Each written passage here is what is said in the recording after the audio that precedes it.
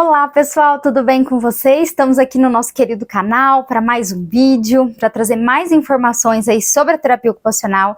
E antes da gente começar com o tema de hoje, meu recadinho básico que eu sempre deixo para vocês.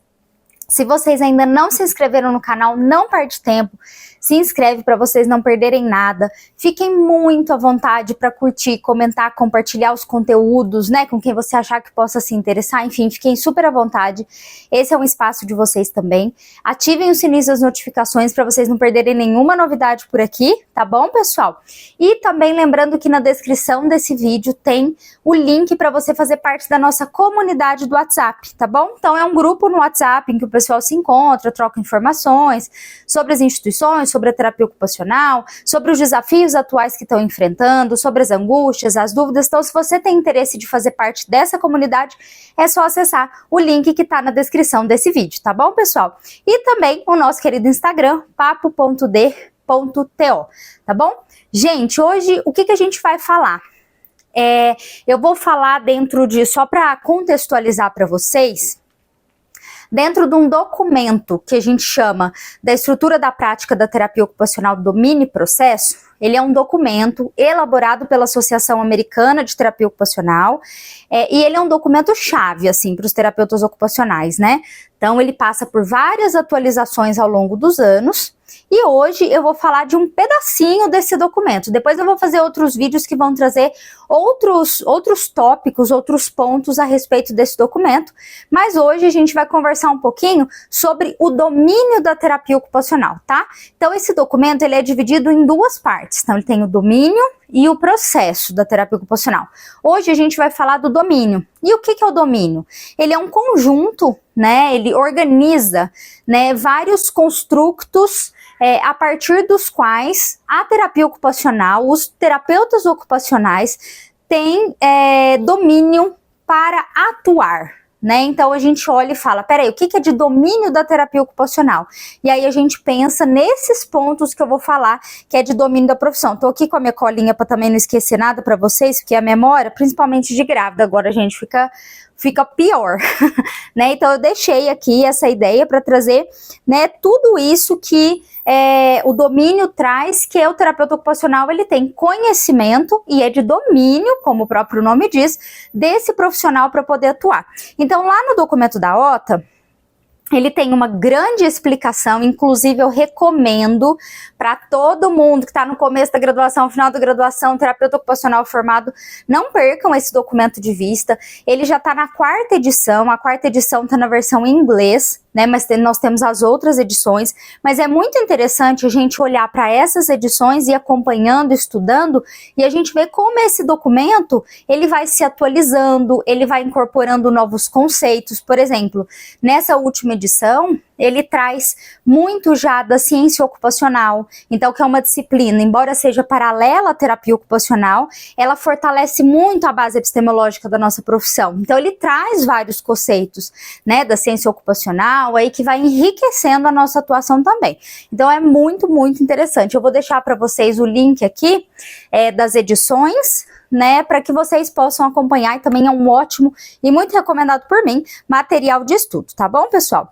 Então vamos falar lá do domínio da terapia ocupacional, né? E isso é uma coisa muito importante, porque muitas vezes a gente fica assim, será que isso cabe a TO? Será que isso cabe a outro profissional? Né? O que é de nosso domínio? Onde que a gente pode atuar? Enfim. Então, a primeira coisa do domínio da terapia ocupacional, de acordo com esse documento que eu tô falando para vocês, são as chamadas áreas de ocupação. Tá? E aí a gente tem algumas áreas de ocupação. Então a gente tem as atividades básicas de vida diária, que envolvem aí higiene, banho, escovação de dentes, por exemplo. A gente tem as atividades instrumentais de vida diária, que elas têm uma relação maior com a sua vida, digamos, fora, né? Não é tão esse cuidado tão pessoal, assim. Então, por exemplo, conseguir fazer uma compra no mercado, conseguir ir até a farmácia, cuidar dos seus objetos de uso pessoal. Então, isso e várias outras coisas entram nas atividades instrumentais de vida diária. A gente tem também, dentro da área de ocupação, o manejo da saúde, né? Então, se eu consigo ter cuidado com os meus remédios, saber organizar os meus remédios, saber como que eu tomo, se eu preciso de algum outro procedimento específico para manter a minha saúde, se eu consigo, né, dar conta disso também. Então, entra nesse manejo de saúde.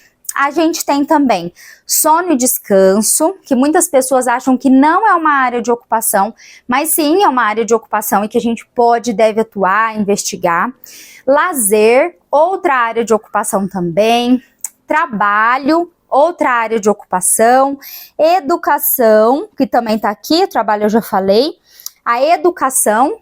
O brincar, que é outra área de atuação, e quando a gente fala da atuação da infância, a gente, enquanto terapeutas ocupacionais, nós temos um olhar muito ímpar para o brincar, porque nós somos os profissionais que consideramos o brincar como uma área de ocupação. Então, isso entra desde a nossa avaliação, como que a gente vai avaliar esse brincar, como que a gente vai intervir e como que a gente busca resultados nesse brincar, considerando que é uma área de educação. E a participação social, é uma outra área de ocupação aqui também. Então, só recapitulando para ver se eu falei tudo para vocês. AVDs, atividades de vida diária, atividades instrumentais de vida diária, manejo de saúde, sono e descanso, educação, trabalho, brincar, lazer e participação social. Então, esse é um primeiro grande campo do domínio da terapia ocupacional. O segundo deles são os contextos, né? Que é considerado o que a gente chama desses contextos de desempenho ocupacional.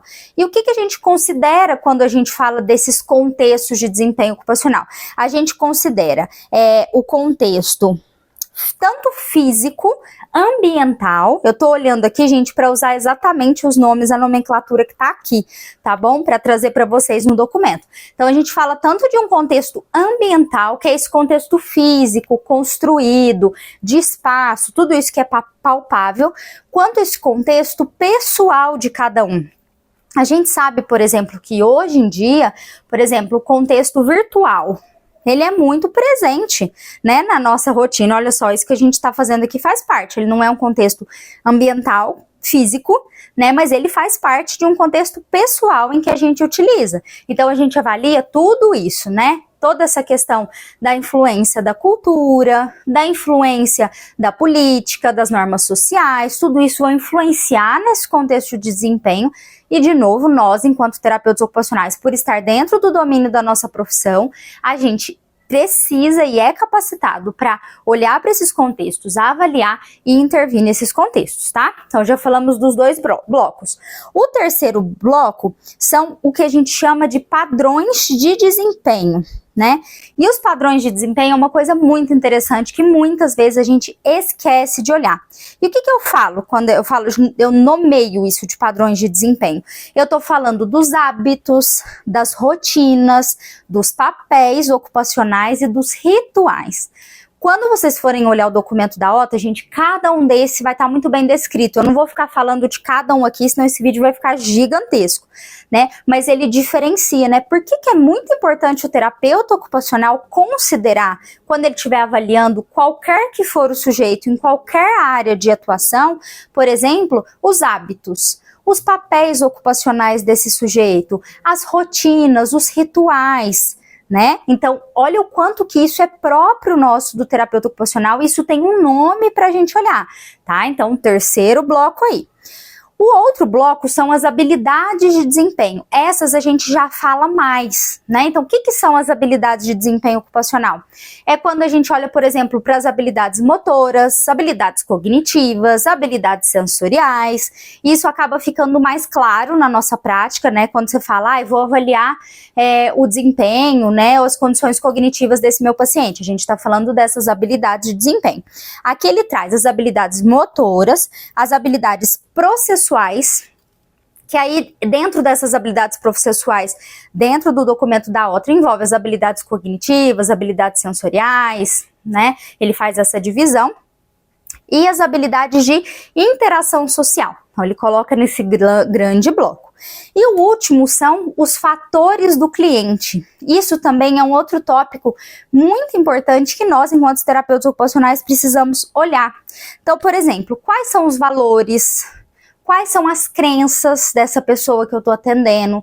A espiritualidade ele coloca aqui não focado na religiosidade, mas a espiritualidade ela tem uma relação muito forte com o que essa pessoa, como que essa pessoa olha para a vida, né? Como que ela enxerga estar vivo, participar dessa sociedade, realizar as coisas, e a gente sabe que isso é um fator muito pessoal. Por isso, né, os fatores do cliente, isso varia de uma pessoa e tem para outra e tem a ver com várias coisas. Por exemplo, o jeito que eu encaro a vida, os meus valores, condiz muito com o meu histórico, com o que eu já passei, né? Com a minha realidade familiar, com a minha realidade social, com o momento da vida que eu tô. Então, tudo isso é muito importante a gente considerar. E, além disso, ele tem as funções do corpo e as estruturas do corpo também que ele considera. Então, os valores, crenças, espiritualidade e os aspectos mais físicos mesmo, né? Como que tá esse meu corpo a nível estrutural, dentro disso que eu vejo, e a nível das funções do meu corpo. Então, vou dar um exemplo para você.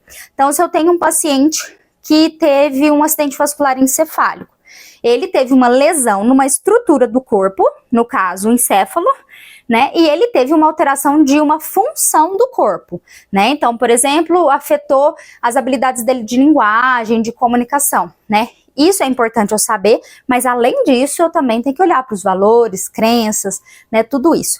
Pessoal, tudo isso que eu falei para vocês, de acordo com a perspectiva que a OTA nos traz a partir desse documento, as áreas de ocupação, os contextos, fatores do cliente, padrões de desempenho, enfim, tudo isso que eu falei para vocês, isso aqui dentro do nosso raciocínio, por que é importante a gente olhar para tudo isso?